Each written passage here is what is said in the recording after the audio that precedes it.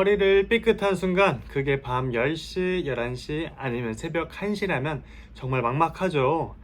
동네 병원은 이미 문 닫았고 큰 병원 응급실은 생명이 위급한 사람들만 받는 곳이라 허리 아프다고 가면 집에 가서 쉬라는 말만 듣고 올 수 있어요. 그렇다고 그냥 쉬기만 하면 괜찮을까요? 아닙니다.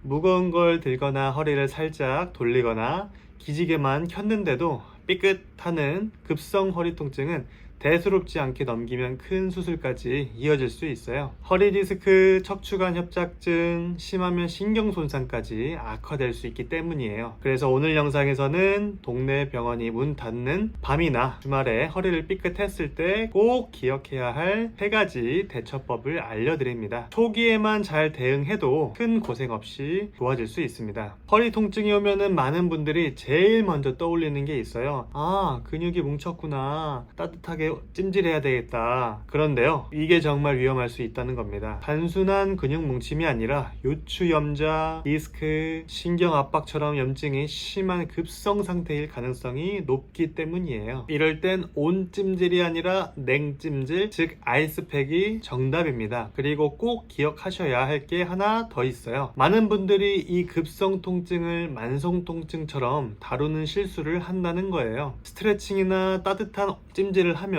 나아질 거라고 믿고 시도하시는데 오히려 염증을 더 키우고 디스크 상태를 악화시킬 수 있습니다. 허리를 삐끗한 뒤 매일 옴찜질을 하고 스트레칭을 하다가 급성 디스크가 터지고 결국 수술까지 받으셨어요. 급성 통증에는 절대 온찜질과 스트레칭 하시면 안 됩니다. 급성은 진정, 만성은 활성화가 기본 전략이라는 거 꼭 기억해 두세요. 자, 그럼 급성 허리 통증에 대한 명확하고 검증된 대처법 3가지를 알려드리겠습니다. 첫 번째, 아이스팩입니다. 허리에 염증이 생기면 혈관이 확장되고 부종이 생기는데요. 아이스팩을 하면 혈관이 수축되면서 염증이 억제되고 통증도 줄어들어요. 미국 정형외과 학회에서도 손상 직후 48시간은 무조건 냉찜질을 권장하고 있습니다. 두 번째, 복대 사용입니다. 복대는 허리 움직임을 제한해서 더 이상의 손상을 막고 척추를 안정적으로 잡아줘요. 실제로 세계 스포츠 물리치료 학회 연구에선 복대 착용이 회복 속도를 높이고 통증도 확실히 줄여준다는 연구 결과를 발표했어요. 세 번째, 코어 근육 활용입니다. 무조건 누워만 있기보단 움직일 때 복부에 힘을 주고 코어를 사용해서 척추에 가해지는 부담을 줄여야 해요. 하버드 의과대학에서도 코어 근육을 활성화하는 게 통증 재발을 막는데 큰 도움이 된다고 밝혔습니다. 자, 그럼 여기서 냉찜질, 즉 아이스팩에 대해서 조금 더 자세히 살펴볼게요. 허리에 통증이 생기면 요추 기립근, 다혈근, 복횡근 같은 근육과 신경이 염증 반응을 일으킵니다. 아이스팩을 대면은 이 부위의 혈관이 수축이 되면서 통증 유발 신경이 자극을 덜 받게 돼요. 미국 스포츠 재활 분야에서 권위 있는 학술지인 Journal of Sports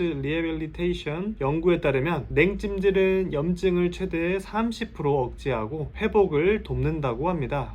여기서 잠깐 주의할 점도 있어요. 아이스팩은 15분에서 20분 내로 사용하셔야 되고 천에 싸서 직접 피부에 닿지 않게 해야 됩니다. 하루에 3번에서 5번 정도가 적당합니다. 꼭 잊지 마시길 바랍니다. 그렇다면 복대와 휴식은 왜 필요할까요? 복대는 약해진 코어 근육을 대신해서 허리에 무리가 가지 않게 잡아주는 도구 같은 역할을 합니다. 복압을 높이고 디스크에 가해지는 압력을 줄여줘요. 미국 정형외과 및 척추 관련 연구를 다루는 권위 있는 학술지인 스파인 저널 연구에서도 복대를 착용한 사람들이 그렇지 않은 사람들보다 회복 속도가 확실히 빠르다고 연구 결과를 보고했습니다. 갑자기 허리를 삐끗하면 움직이기 힘들 정도로 통증이 상당해요. 그래도 누워만 있을 순 없죠. 밥도 먹어야 되고 화장실도 가야 되잖아요. 그럴 땐 코어 근육을 활용하면서 몸을 움직여야지 더 이상의 허리 손상을 막을 수 있어요. 코어 활용은 어떻게 하냐고요? 콜록하면서 기침을 하면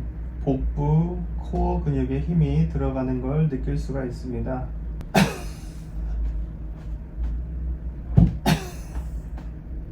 그 다음에 다리 한쪽을 올리고 어깨와 골반을 같이 통을 굴리듯이 움직여줘야지 허리를 보호할 수 있습니다.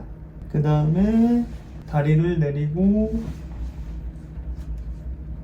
팔로 짚고 상체를 들어 올려줍니다. 이렇게 해야지 누워서 안 아프게 일어날 수 있습니다.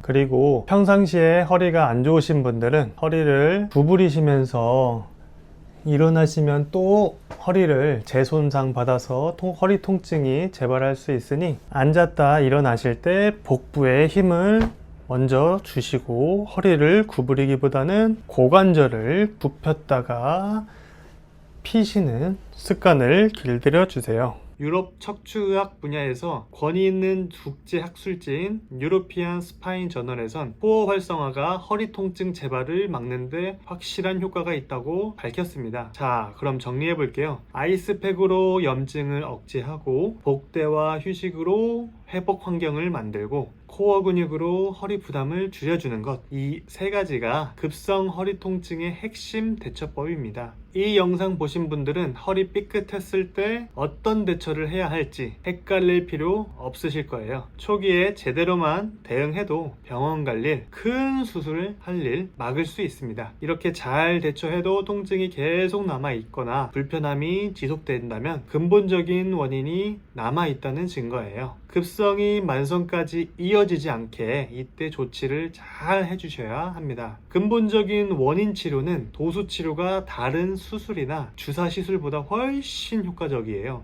도수 치료가 어떤 치료인지 궁금하신 분들은 고정 댓글 확인해 주세요. 오늘 영상이 도움이 되셨다면 좋아요와 구독, 알람 설정까지 부탁드릴게요. 다음 영상에서도 여러분들 건강을 지키는데 도움될 만한 영상으로 또 찾아오겠습니다. 오늘도 편안한 하루 보내세요.